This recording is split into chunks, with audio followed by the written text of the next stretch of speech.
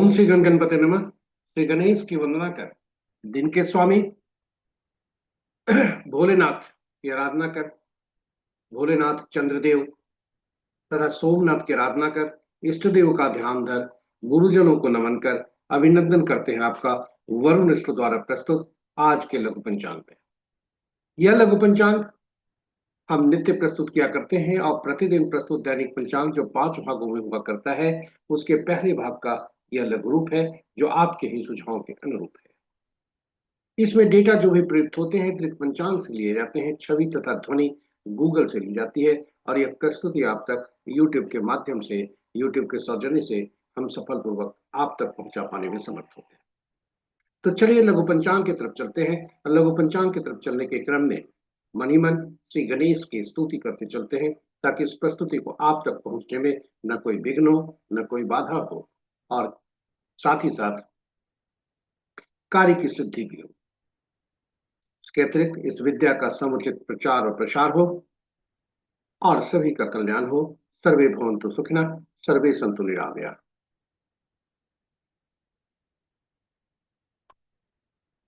स्वागत है ओम आपका नमः शिवाय। प्रस्तुति में। ओम नमः शिवाय। डमरू वाले भोलेनाथ की जय हो। पंचांग आम बोलचाल की भाषा में शुभ और शुभ मुहूर्त जानने का माध्यम है, बिल्कुल सत्य है, किंतु पंचांग की महत्ता हमारे जीवन में काफी अधिक है। प्रातः पंचांग का स्मरण करने से तिथि, पंचांग के जो 5 अंग होते हैं उनका स्मरण करने से तिथि श्री प्रदान करने वाला, वार आयु में वृद्धि करने वाला, नक्षत्र नक्षत्र में पापों को नाश करने वाला, योग रोगों को दूर करने में सहायक और करण कार्य सिद्धि दिलाता है। अतः प्रातः इस श्लोक का यदि हम स्मरण करें तो हमें पंचांग का जो लाभ है वह विशेष लाभ हमें मिलता है। तिथि च श्रीकरम प्रोक्तम वारम आयुष वर्धनम नक्षत्रम हरते पापम योगम रोग निवारणम करणम कार्य सिद्धिम च पंचांग फल मुक्तम।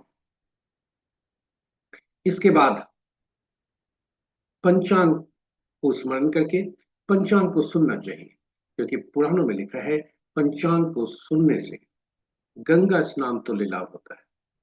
जी हाँ, गंगा माँ हमारे जल तत्व का प्रतिनिधित्व करती है और हमारे शरीर में 70% जल की मात्रा है जो कि सुप्रभावित होती है। साथ ही साथ जन्म कुंडली में बैठे जलीय राशियों और जलीय राशियों में बैठे ग्रह, साथ साथ जलीय राशियों के स्वामी भी सुप्रभावित होते हैं। इसलिए पंचांग का स्मरण करके उसे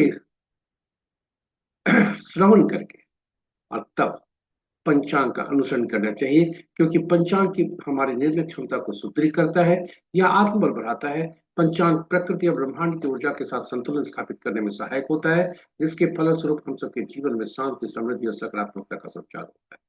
अतः पंचांग का अनुसरण करके हम अपने जीवन को अधिक सफल और समृद्ध बना सकते हैं।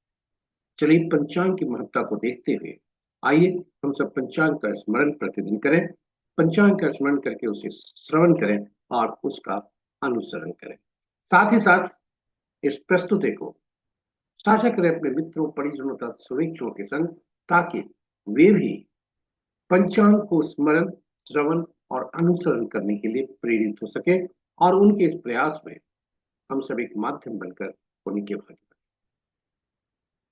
आज का दिनांक 9 मार्च 2026, माह चैत, पक्ष कृष्ण, शाका संवत 1947 विश्वसु, विक्रम संवत 2083 सिद्धार्थी, कलयुग का 5126वां वर्ष।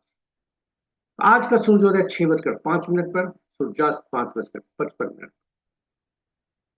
आज का sunrise today at 6:05 AM and sunset at 5:55 PM। आज का दिशा शुभ पूर्व है। ये फिर भी इस दिशा में यात्रा करने को बाध्यता हुई तो आईना देखकर या दूध का सेवन करके यात्रा में सुखता है। पंचांग के 5 अंग इस प्रकार: वार सोमवार, तिथि देर रात्रि 11:27 तक षष्ठी जो नंदा तिथि के अंतर्गत आता है, उसके बाद सप्तमी जो भद्रा तिथि के अंतर्गत आता है। नक्षत्र अपराह्न 4:11 तक विशाखा, तत्पश्चात अनुराधा। विशा आज का दिन का आरंभ विशाखा का तीसरे पद से होता है, जब जो प्रातः 9:29 तक है। चौथा पद अपराह्न 4:11 तक, और उसके बाद आरंभ होता है अनुराधा नक्षत्र। यहाँ अनुराधा नक्षत्र का पहला पद रात्रि के 10:54 तक, दूसरा पद कल भोर में 5:37 तक, और तीसरा पद कल के दिन तक। तो ये रहे हमारे नक्षत्रों की स्थिति। योग प्रातः 7:36 तक व्याघात, उसके बाद हर्षण। करण दिन के 10:16 तक गर्भ। तत्पश्चात देर रात्रि 11:27 तक वनिज, और फिर वृष्टि। ये रहे हमारे पंचांग के पांचों अंक। महत्वपूर्ण मुहूर्त में यदि हम देखें तो शुभ मुहूर्त में अभिजीत मुहूर्त दिन के 11:37 से 12:24 अपराह्न तक। अमृतकाल प्रातः 6:25 से 8:11 तक। सर्वार्थ सिद्धि योग अपराह्न 4:11 से 6:04 कल प्रातः तक। और रवि जोग भी लगभग उसी समय अपराह्न 4:11 से 6:04 कल प्रातः तक। विजय मुहूर्त अपराह्न 1:58 से 2:46 अपराह्न तक। गोधूली बेला संध्या 5:53 से 6:17 संध्या तक। और निशिता मुहूर्त देर रात्रि 11:35 से मध्य रात्रि 0:24 तक। रात्रि में किए जाने वाले पूजा पाठ, जब तक साधना, तंत्र मंत्र आदि के लिए निशिता मुहूर्त श्रेष्ठ हुआ करते हैं। अशुभ मुहूर्त में राहु काल सबसे प्रभावी, प्रातः 7:34 से 9:03 प्रातः तक। गुलिक काल अपराह्न 1:29 से 2:58 अपराह्न तक। यमगन दिन के 10:31 से 12:03 तक। वर्ज मुहूर्त रात्रि के 8:40 से 10:28 तक। और भद्रा देर रात्रि 11:27 से आरंभ होकर कल के दोपहर 12:40 तक। तो ये रहे हमारे महत्वपूर्ण शुभ और अशुभ। इसके साथ ही यह प्रस्तुति यहाँ पर समाप्त होती है। आशा करते हैं पूरी प्रस्तुति आपके लिए उपयोगी सिद्ध होगी।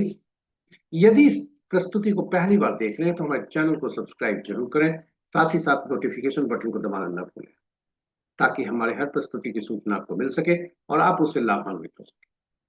और अंत में आपसे आग्रह है कि आप प्रस्तुति के देखने के क्रम में यदि कोई सुझाव आपके मन में आया हो तो उसे हमसे साझा करें यूट्यूब के कमेंट बॉक्स पर कमेंट करके, ताकि हम इस प्रस्तुति को और बेहतर बना सके आपके सुझावों के अनुरूप। इसके साथ ही हम आपसे विदा लें, इसके पहले आग्रह करेंगे कि पंचांग को स्मरण, श्रवण तथा अनुसरण करने के लिए खुद को प्रेरित करें और अपने परिजनों, शुभेच्छुओं और मित्रजनों को भी प्रेरित करें साझा करके। इसके साथ ही आज चंद्रदेव, सोमदेव तथा देवादिदेव डबरू वाले भोलेनाथ की असीम कृपा पर बनी रहे, यही हम कामना करते हैं और आपसे विदा लेते हैं। और उनका आपका दिन शुभ हो। जय चंद्रदेव, जय सोमदेव, जय डबरू वाले भोलेनाथ।